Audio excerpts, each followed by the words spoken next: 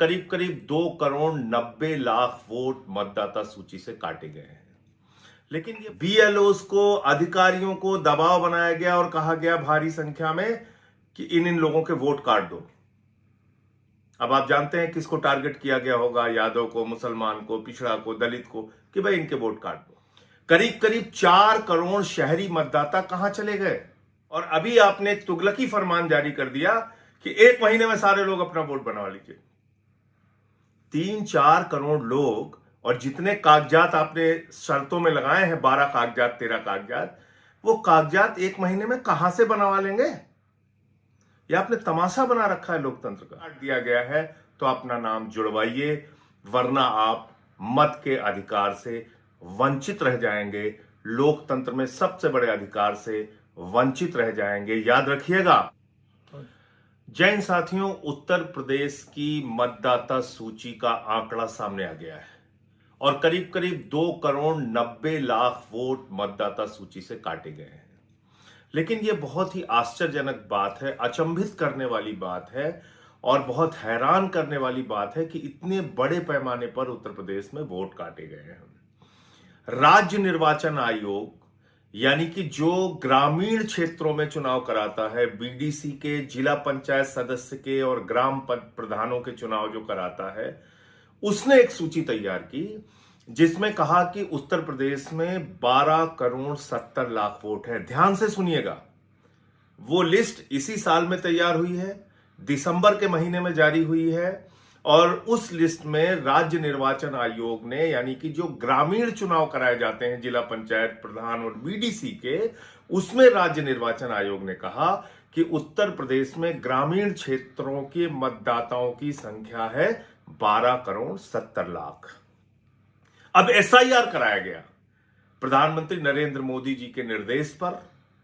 चुनाव आयोग के जो मुखिया हैं ज्ञानेश कुमार, जिनको मैं ज्ञानेश कुमार कहता हूं, उनके नेतृत्व में, उनकी अगुवाई में, और वो जो एसआईआर कराया गया पूरे उत्तर प्रदेश में, उसमें शहरी और ग्रामीण दोनों मतदाताओं का गहन पुनरीक्षण यानी कि एसआईआर कराया गया। और उसके बाद आज जो सूची जारी की गई है उसमें कहा गया है कि पूरे उत्तर प्रदेश में 12,55,00,000 वोट हैं। समझ सकते हैं कितना बड़ा मजाक हो रहा है उत्तर प्रदेश के साथ। दिसंबर में ही राज्य निर्वाचन आयोग ने ग्रामीण मतदाताओं की सूची जारी की, उसमें कहा 12,70,00,000 वोट हैं। और 6 जनवरी को ग्रामीण और शहरी दोनों मतदाताओं की सूची एसआईआर के बाद जारी कराई मोदी जी के भक्त ज्ञानेश कुमार जी ने और योगी जी ने, जो मिलकर एसआईआर चलवाया था। उसमें अब वो कह रहे हैं कि 12,55,00,000 वोट हैं। करीब करीब 4 करोड़ शहरी मतदाता कहां चले गए, कैसे उनके नाम जोड़े जाएंगे। जो कैटेगरी बनाई गई है उसमें कहा गया है कि 25 लाख वोट ऐसे हैं जिनके 2 जगह पे नाम है। फिर एक संख्या बताई गई कि करीब करीब 2 करोड़ कुछ लाख मतदाता हैं जिसमें कि वो शिफ्ट हो चुके हैं या अनट्रेसेबल हैं। फिर कुछ लाख संख्या बताई गई, लगभग 45-46 लाख संख्या बताई गई कि वो उनकी मृत्यु हो चुकी है।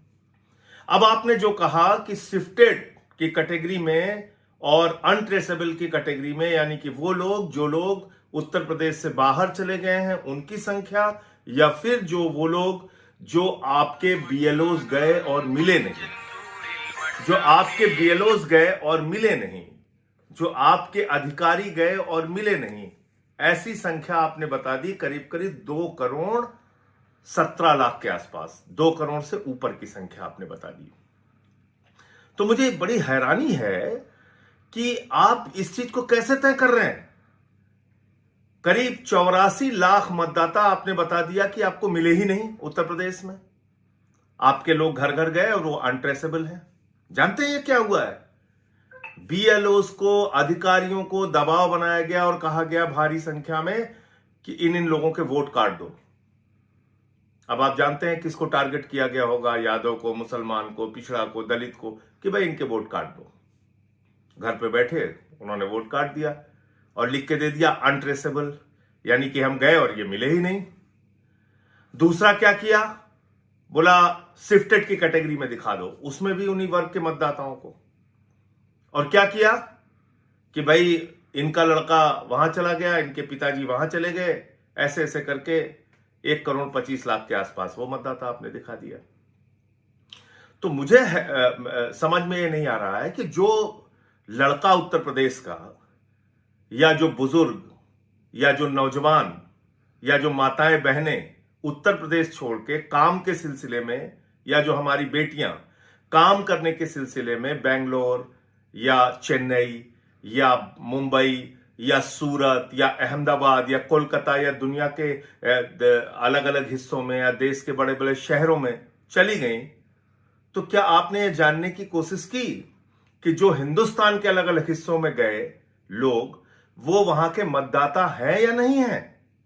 अगर मान लीजिए कोई उत्तर प्रदेश का आदमी मुंबई चला गया और मुंबई में भी वो मतदाता नहीं बना और उत्तर प्रदेश में आपने नाम काट दिया, तो उसके मताधिकार का क्या होगा? लोकतंत्र में उसके सबसे बड़ी ताकत का क्या होगा? वो मतदाता कैसे रह पाएगा? अगर वो मतदाता मुंबई का भी नहीं है, सूरत का भी नहीं है, अहमदाबाद का भी नहीं है, चेन्नई का भी नहीं है, या जहां वो शिफ्ट किया है आपके हिसाब से वहां का वो मतदाता नहीं है, तो क्या उसको उत्तर प्रदेश में वोट देने का अधिकार नहीं है? आपने ये जानने की कोशिश की? और अभी आपने एक तुगलकी फरमान जारी कर दिया कि 1 महीने में सारे लोग अपना वोट बनवा लीजिए। 3-4 करोड़ लोग, और जितने कागजात आपने शर्तों में लगाए हैं, 12 कागजात 13 कागजात, वो कागजात 1 महीने में कहां से बनवा लेंगे? हाई स्कूल का सर्टिफिकेट आप मांग रहे हो, आप पासपोर्ट मांग रहे हैं, आप जमीन के कागज मांग रहे हैं, आप जन्म के प्रमाण पत्र मांग रहे हैं। आप मुझे बताइए, एक अनपढ़ व्यक्ति वो हाई स्कूल का सर्टिफिकेट कहां से लाके देगा? एक मजदूर व्यक्ति जिसके पास जमीन नहीं है, वो जमीन के कागजात कहां से लाके देगा? वो पासपोर्ट कहां से लाके देगा? ये सारी जो आपकी शर्तें हैं वो कहां से पूरी करेगा? इसका मतलब तो आपने तय कर लिया है किन किन लोगों के नाम उड़ाना है। आपने उड़ा दिया नाम, करोड़ों की संख्या में उत्तर प्रदेश के लोगों का नाम आपने उड़ा दिया, और आपका तुगलकी फरमान अब आ गया कि 1 महीने में सारे कागज दिखाओ, नहीं तो फिर आपके नाम नहीं जुड़ पाएंगे। यह आपने तमाशा बना रखा है, लोकतंत्र का मजाक बना रखा है। एक एसआईआर जिसको करने का संवैधानिक अधिकार ही चुनाव आयोग और ज्ञानेश कुमार जी को नहीं है, वो एसआईआर एक तो आप जबरदस्ती पूरे देश में करा रहे हैं, और दूसरी तरफ आप लोगों के नाम उड़ाए जा रहे हैं, काटे जा रहे हैं, बीएलओस पे दबाव बनाए जा रहे हैं, उनकी मौत हो रही है, कुछ भी हो रहा है। और उसी उत्तर प्रदेश के सरकारी कर्मचारी जो योगी आदित्यनाथ जी के अंडर में आते हैं, उनके अधीन आते हैं, उन्होंने राज्य निर्वाचन आयोग की ग्रामीण मतदाताओं की सूची तैयार की, और उन्हीं उत्तर प्रदेश के सरकारी कर्मचारियों ने एसआईआर की सूची तैयार की। तो दोनों में इतना बड़ा अंतर कैसे हो गया? कौन इसके लिए जवाबदेह है? कोई बोलेगा, कोई कुछ कहेगा? संसद में जाओ, वहां सुनवाई नहीं होती, सुप्रीम कोर्ट में जाओ, वहां तारीख पे तारीख पड़ती है, चुनाव आयोग है वो एक तरफा मनमानी कार्रवाई कर रहा है। तो मैं उत्तर प्रदेश में करीब करीब अभी तक हम लोगों के 6,000 के आसपास बीएलएस बने हैं, और संख्या में हम बीएलएस उत्तर प्रदेश में बनाने जा रहे हैं। मैं अपने सभी साथियों से कहना चाहता हूं कि ज्यादा से ज्यादा संख्या में उन लोगों के नाम खोजिए और पता कीजिए जिनके नाम जबरदस्ती काटे गए हैं, और उनको हम मीडिया के सामने लेके आएंगे, उनको हम सोशल मीडिया के सामने लाएंगे, उनको हम जनता के सामने, उत्तर प्रदेश के लोगों के सामने लाएंगे कि कितने भारी पैमाने पर, बड़े पैमाने पर लोगों के नाम काटे गए हैं। तो इसको एक अभियान बना दीजिए, इसको एक क्रांति बना दीजिए, और अपना नाम किसी भी रूप में कटने मत दीजिए। और जो लोग बाहर हैं, यानी कि जिनको शिफ्टेड की कैटेगरी में दिखा दिया गया है, उनसे भी मेरा निवेदन है कि उत्तर प्रदेश के हमारे वो भाई जो दिल्ली में, मुंबई में, अहमदाबाद में, गुजरात में, सूरत में, जहां जहां भी वो काम करते हैं, कृपा करके अपनी लिस्ट में नाम अपना चेक कर लीजिए कि आपका नाम जोड़ा गया है या काट दिया गया है, और अगर काट दिया गया है तो अपना नाम जुड़वाइए, वरना आप मत के अधिकार से वंचित रह जाएंगे, लोकतंत्र में सबसे बड़े अधिकार से वंचित रह जाएंगे। याद रखिएगा, बाबा साहब डॉक्टर भीमराव अंबेडकर जी ने ये लोकतंत्र में सबसे बड़ा अधिकार आपको दिया है, वोट का अधिकार, जिसमें राष्ट्रपति के वोट की भी गिनती एक होती है और गांव के गरीब आदमी की, मजदूर के वोट की भी गिनती एक होती है। इसलिए बाबा साहब के द्वारा दिए गए इस अधिकार को कभी भी कोई छीनने ना पाए, इसके लिए एकजुट हो जाइए, एक साथ आगे बढ़िए और अपने वोट बनवाइए। जय हिंद।